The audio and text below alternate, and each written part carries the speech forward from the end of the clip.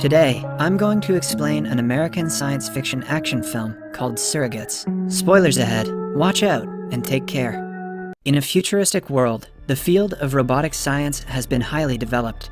Mankind manufactures an artificial life form called the surrogate. The surrogates are realistic-looking robots that are linked to people's brains. They are connected to the brains with a device that has more than 100 sensors.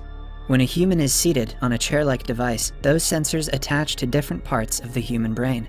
By this process, whatever the human thinks of, the surrogate does. Officials describe it as controlling your second body through your brain. The inventor of the surrogate, Lionel Cantor, made it to help disabled people live life as normal human beings. However, only 3 years later, it starts to be used in wars to strengthen the military. As more devices are manufactured, they become cheap enough to be bought by the general public. This event changes the course of human life. People begin using their surrogates to go outside their homes, and eventually, they become fully dependent on it. Because of the surrogate, you can go out without having to physically leave the house, which minimizes the risk of accidents, robberies, and diseases. Moreover, you can look however you like without having to go through plastic surgery or exercise. The surrogate will be the new you and will interact with the people of your life while you control it from your home. Only 7 years after the invention, the largest surrogate company, named VSI, released a statement saying that currently 98% of the world population uses surrogates in different aspects of their lives. Humans live in near total isolation, rarely leaving the comfort of their homes. Their surrogates interact with other people's surrogates, which has become the fashion of life now. Because of the use of surrogates, violent crimes, communicable diseases, and discrimination decrease to a record low. However, not everyone is fond of this technology. There is a minority group that believes that humans are not supposed to live through machines. They have established surrogate-free zones in different parts of the US and are led by a man widely known as the Prophet. It is now 14 years after the invention of surrogates. A young man is on his way to a club. He lies to his dad on the phone, saying that he is about to go see an opera. At the club, he jumps off from a balcony, but lands safely, suggesting that the guy is a surrogate. He meets a girl while dancing and brings her out.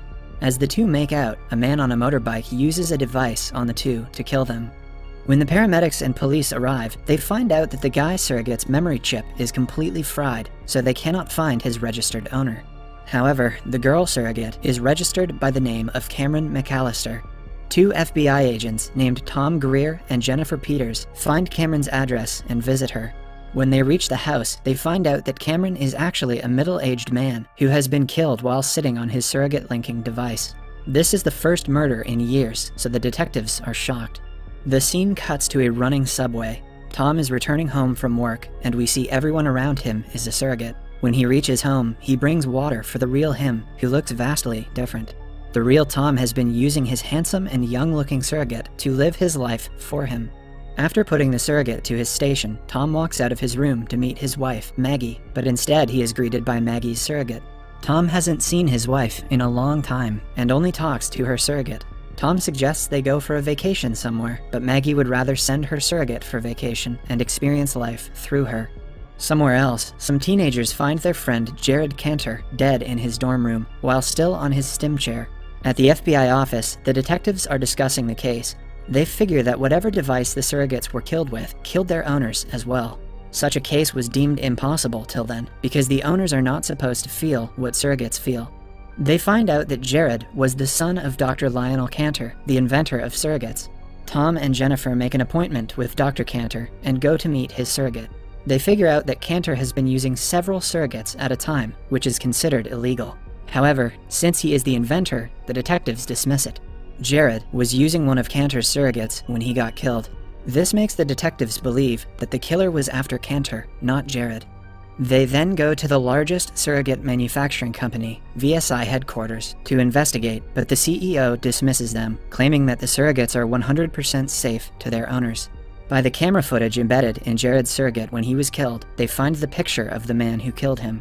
They go to a colleague named Bobby Saunders, who is an administrator of the FBI computer system. He figures Jared's killer's name is Miles Strickland. Bobby also has access to every single surrogate in the US and can turn them off at any time. After finding Miles's location, Tom and a colleague pursue him on a helicopter.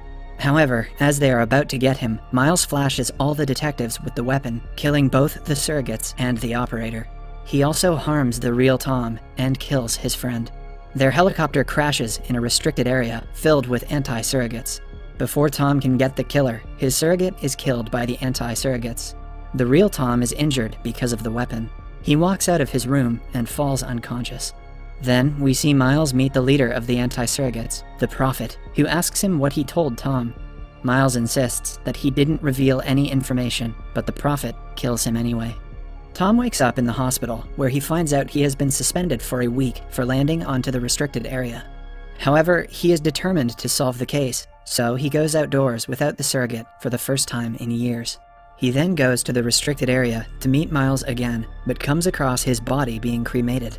Tom asks the Prophet about the weapon Miles used earlier, but he claims he has never seen one. The Prophet's men realize he is a cop and beat him. Tom gets out of the restricted area when a young man offers him a ride home. Turns out the man is Cantor's surrogate. He asks Tom about Jared's murder case. Cantor advises Tom to focus on the weapon and where it came from. When an injured Tom reaches home, he sees Maggie with her young friends hanging out in the living room. Maggie gets nervous when she sees him, but he doesn't confront her. Later, Tom sees her talking to a man and beats him, but the man is a surrogate, so it doesn't bother him. In the following scene, we see a man break into Jennifer's house and kill her.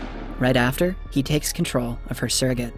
The following day, Tom visits the military general and asks him about the weapon. The general informs him that the weapon is called an overload device. It was made as a war weapon to bug the surrogates with a software virus. However, the officials didn't know that the virus would kill the operators as well. After they figured it out, the manufacture of the weapons was ceased. VSI was the manufacturer of the weapon, and they destroyed every unit of it. However, this one weapon was left out. In exchange for the information, Tom tells them that the restricted area has the weapon. Then, we see the Prophet hand his men the weapon to deliver it to Jennifer's surrogate. Tom then goes to Maggie's work and asks her if she misses their son. It turns out that the two had lost their son in a car accident, and Maggie has not been able to recover since. We get a glimpse of her real self, who is old and wrinkly, a total opposite of her surrogate. She and Tom are still grieving the loss of their child. Somewhere else, the military attacks the Prophet and his men to get the weapon back from them. However, when they shoot the Prophet, who is the leader of the anti-surrogates, they find out that he is also a surrogate. The scene cuts to Dr. Cantor on his computer, monitoring the person in front of the Prophet. We get to know that Cantor was the one posing as the Prophet to stop the use of his own invention.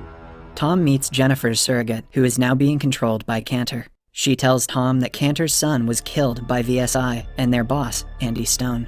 They had figured out that Cantor was trying to stop the use of surrogates, which would cause VSI a huge loss. Therefore, they, along with Stone, planned to kill Cantor with the weapon. However, they killed his son mistakenly. Carter couldn't bear the thought of his son dying and made it his mission to kill all the people using surrogates. However, he needs the weapon and a code to make it function. Jennifer already has the weapon. She tells Tom that Stone was involved to kill Jared and asks him to bring Stone's computer file to her as evidence. Tom goes to meet Stone and knocks him out. He then downloads everything from Stone's computer and rushes out. Now that Jennifer finally has the weapon and the code, she has to go to Bobby to induce the virus through the weapon to every surrogate in the world. Tom realizes that Jennifer's surrogate has been taken over, but just then, they get into an accident. Jennifer runs to Bobby while Tom rushes to the root of the problem, Cantor.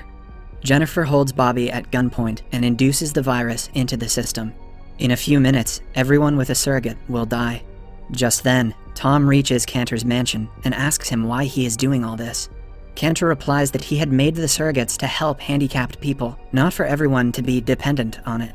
Now that his son is dead, he doesn't want to let his death go in vain and wants to end the surrogate addiction. After laying out his reasons, Cantor takes a pill and kills himself. Tom takes over Jennifer's surrogate and asks Bobby how he can stop the virus from spreading. Bobby quickly tells him the codes, and the two successfully save the surrogate's operator. Now Tom has to click yes to save all the surrogates. He hesitates as Bobby tells him they only have a few seconds left. He finally presses no, disabling all the surrogates in the world. We see hundreds of surrogates stop working in the street. Soon, their owners come out of their home for the first time in years. Tom rushes back to his home to see the real Maggie is not in her room. He finds her in their son's bedroom, and the movie ends as the two hug. Subscribe for more videos like this, turn on notifications, and leave a like to help the channel.